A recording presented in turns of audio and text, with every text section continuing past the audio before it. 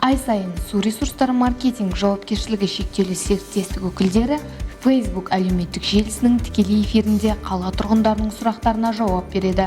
Маусым айында кадрларды даярлау, кәсіпорын қызметкерлерінің біліктілігін арттыру және онлайн оқыту туралы смарт маман оқу орталығының директоры Ордабаев Сембиев айтып берді. Оқу орталығы 2019 жылы ашылды. Оқу орны қызметінің басты мақсаттары мамандарды даярлау, қайта даярлау және олардың біліктілігін арттыру, өнеркәсіптік қауіпсіздік және еңбекті қорғау мәселелері бойынша қызметкерлерді даярлау болып табылады. 2019-2022 жылдар аралығында біліктілікті 622 инженер-техникалық қызметкер, 450 жұмысшы мамандықтарының өкілдері арттырды.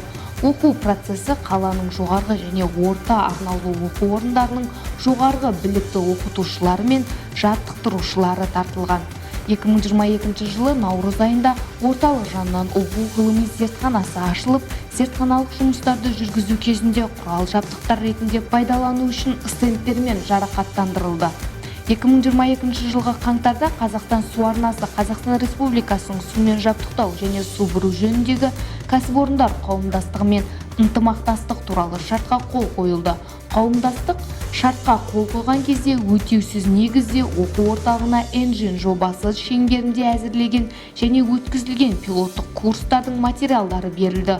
Олар оқу процесіне енгізілуде.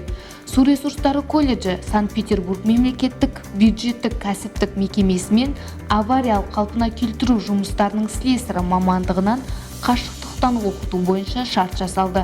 Смарт маман оқу орталығы су шаруашылығы қызметкерлерін оқытуға және біліктілігін арттыруға тарту бойынша облыс және өңір әкімдіктеріне хаттар жолдады.